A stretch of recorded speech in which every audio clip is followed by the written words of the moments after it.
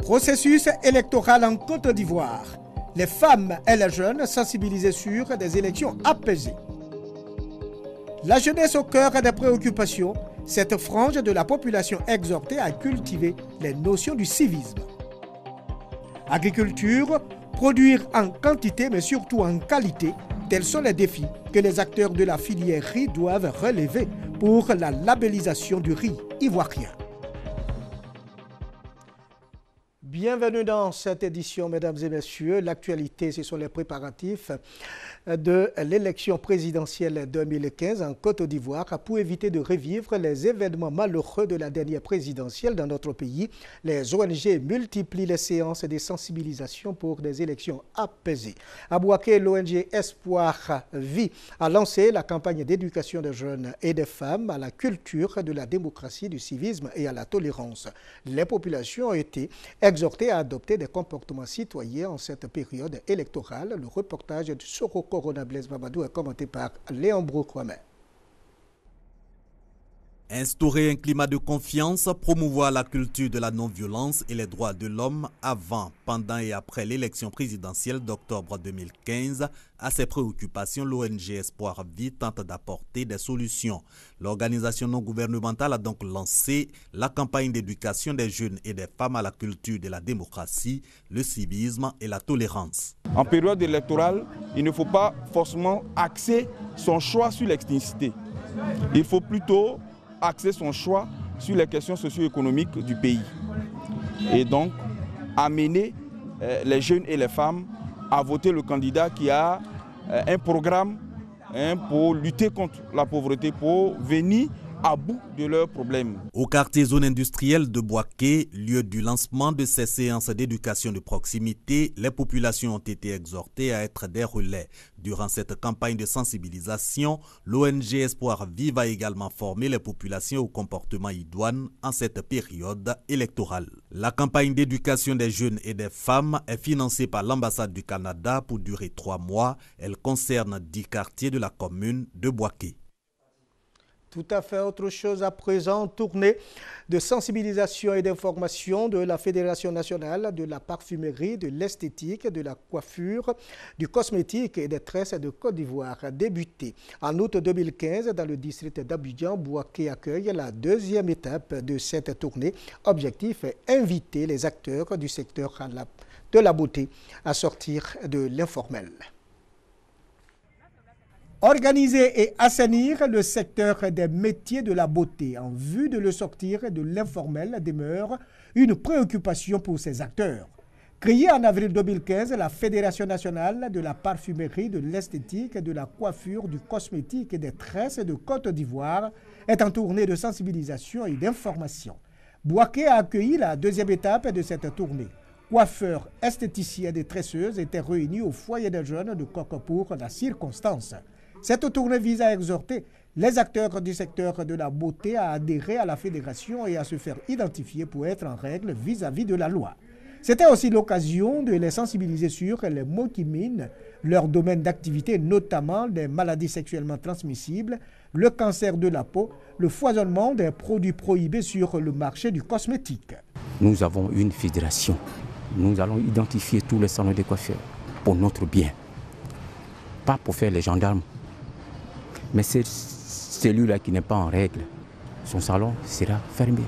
Pour les acteurs du secteur de la beauté de Bouaké, cette organisation permettra de redynamiser et de valoriser leur profession. Je suis vraiment réjoui de cette fédération qui est en train de mettre en œuvre des plans pour pouvoir assainir notre secteur. Nous étions dans le désordre, mais maintenant je pense que ça va s'améliorer. Au cours de cette rencontre, Ouamé Cyril, coiffeur, a été investi en qualité de délégué régional de la Fédération nationale de la parfumerie, de l'esthétique, de la coiffure, du cosmétique et des tresses de Côte d'Ivoire, section Bouaké. Renforcer les capacités des jeunes en vue d'un comportement citoyen et responsable, tel est l'objectif de la Direction régionale de la promotion de la jeunesse, des sports et loisirs de Gbeke à travers une campagne de sensibilisation dénommée « Défis et responsabilités de la jeunesse à l'horizon 2020 ». Les leaders de jeunesse ont reçu leur feuille de route. L'initiative est soutenue par plusieurs partenaires. La Direction régionale de la promotion de la jeunesse, des sports et des loisirs de Gbeke veut inculquer les valeurs de citoyenneté à la jeunesse. En partenariat avec la Direction régionale du transport et de la solidarité de la famille, de la femme et de l'enfant, elle a lancé il y a 3 mois une campagne de sensibilisation. Cela à travers le thème « Défis et responsabilités de la jeunesse de Gbeke à l'horizon 2020 ». Pour réussir ce pari, les leaders de jeunesse des communes de Bouaké et de Brobo viennent de recevoir une feuille de route du citoyen. Il s'agit, à travers cette feuille, d'amener les jeunes à adopter un comportement citoyen et à prendre une part active à la vie de leur cité.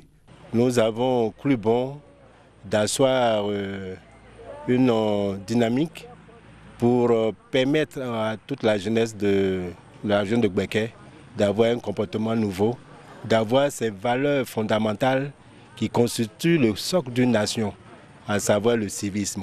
Faire en sorte pour que d'ici l'an 2020, nous puissions avoir des jeunes responsables. 8 grandes notions de civisme sont contenues dans cette feuille de route, dont le respect des institutions et des personnes qui les incarnent, le respect de la chose publique et les comportements à observer dans le domaine du transport. Les autorités administratives exhortent donc les jeunes à s'approprier ces notions. Outre Bouaké, les départements de Sakassou, Béoumi et Botro sont concernés par cette campagne qui prend fin en décembre 2015. La plateforme de la société civile pour la paix et la démocratie participe activement à la mise en œuvre du budget participatif.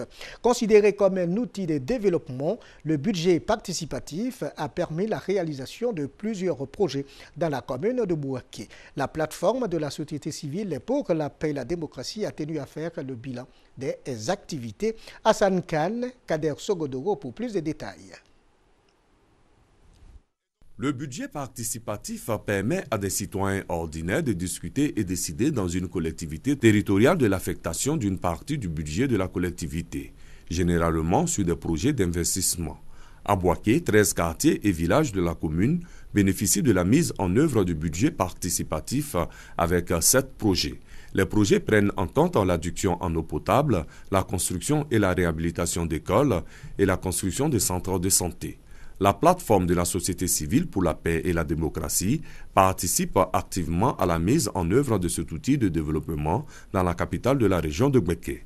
Une rencontre avec les autorités coutumières et religieuses a permis au coordonnateur général de la structure de faire le point annuel du projet. Pour nous, le bilan est positif parce que dans un premier temps, il était question de faire des plaidoyers auprès du maire pour qu'il accepte 5 projets et il a pu accepter 7 projets. Et nous avons travaillé sur les forats communautaires à travers les quartiers pendant 3 mois et les 30 forats communautaires ont identifié 150 projets et les 150 projets ont été soumis aux délégués choisis par chaque quartier. Et au niveau du forum communal et des forums des délégués, ces délégués ont sorti 10 projets et ces 10 projets ont fait l'objet de discussions lors du forum communal avec les autorités locales. La plateforme de la société civile de Bouaké entend poursuivre ce genre d'action pour le bien-être des populations de la région de Gbeke. Action de haute portée sociale que celle de l'ONG EUCAMI. Les membres de cette organisation non gouvernementale ont offert des vivres et des non-vivres aux malades mentaux du centre Saint-Camille du CHU de Bouaké. À travers ce geste, cette organisation traduit sa solidarité aux personnes démunies. Le reportage de Ouattara Geneva est commenté par Kader Sogodogo. L'ONG EUCAMI, qui signifie en langue baoulé, aidons-les au secours des malades mentaux du centre Saint-Camille, ici au centre hospitalier et universitaire de Bouaké. Les membres de cette organisation viennent de faire don de vivres et de non-vivres aux pensionnaires de ce centre, dons composés d'effets vestimentaires, de produits alimentaires et sanitaires. À travers ce geste d'humanisme et de portée sociale, l'ONG EUCAMI traduit son affection et sa solidarité à ces handicapés psychiques. Nous avons décidé de faire un don aux pensionnaires du centre Saint-Camille parce que Il y a un adage ivoirien qui dit « tout près n'est pas loin ». Avant de penser loin, il faut d'abord penser à ceux qui sont proches de toi. Et comme nous travaillons au sein du CHU et que nous savons qu'il y a des pensionnaires, des personnes démunies qui se retrouvent au sein du CHU, nous avons donc décidé de mener notre action au sein du CHU. L'ONG EUCAME a été mise en place par un collectif d'étudiants en médecine pour venir en aide aux personnes vulnérables. Elle a déjà posé des actions sociales en faveur des détenus de la prison civile de Bouaké. Le centre 5 Amis du CHU de Bouaké, réservé aux femmes, compte plus de 100 malades. C'est demain la journée mondiale du lavage des mains. Le 15 octobre 2008, la première journée mondiale du lavage des mains a été célébrée dans de très nombreux pays. Son objectif principal est de sensibiliser un maximum de personnes sur les conséquences d'une mauvaise hygiène des mains. L'UNICEF, très impliqué dans l'organisation de cet événement, indique que la cible principale de cette journée est constituée par les enfants, et ce notamment des écoles. Par un lavage des mains régulier au savon, le taux de morbidité infantile lié aux maladies diarrhéiques peut être réduit de moitié. Dernière escale de ce journal, produit 2 millions de tonnes de riz d'ici 2017 en Côte d'Ivoire et valoriser la qualité du riz local. Tels sont les défis que les acteurs de cette filière tentent de relever. C'était au cours d'un atelier de renforcement des capacités des principaux acteurs de la filière riz tenu à Bouaké. Il est question d'examiner la question de la libéralisation du riz ivoirien. Chaque année, la Côte d'Ivoire produit 1 200 000 tonnes de riz. La consommation nationale de riz est en moyenne de 2 millions de tonnes. Avec une consommation sans cesse croissante, le riz est classé au rang de denrée de première nécessité. C'est pour rehausser la production et valoriser la qualité du riz local que les acteurs de cette filière tentent de trouver une réponse à la problématique du riz. Un atelier de renforcement des capacités des principaux acteurs de la filière riz sur le projet à impact rapide s'est tenu à Bouaké. Une initiative de Africa Rice qui vise à amener le secteur privé à travailler en étroite collaboration avec les producteurs, également inciter les banquiers à soutenir la filière. La filière riz, en termes de flux financiers, c'est autour de 1500 milliards par année. Les producteurs à eux seuls ne peuvent pas supporter ça et c'est peut-être ce qui explique encore les faibles niveaux de production. La labellisation du riz local a occupé une place majeure au cours des débats. Il y a les limites à l'utilisation de fonds propres. Je souhaiterais que l'État m'a pu créer un fonds de garantie qui puisse permettre à tout le monde de pouvoir bénéficier de ça, acheter le paddy aux producteurs, transformer et puis mettre à marché notre riz, le riz label ivoirien. Le paysan ne produit pas du riz, il produit du paddy. Entre le paddy et le riz, il faut une usine. Si vous n'avez pas d'usine, il n'y aura personne pour acheter le paddy. Donc la production va régresser. Selon l'Office national de développement de la riziculture ONDR, le défi à relever demeure celui de la production de 2 millions de tonnes de riz d'ici 2017 en Côte d'Ivoire. Merci de votre fidélité à la chaîne de la Nouvelle Vision et à très bientôt.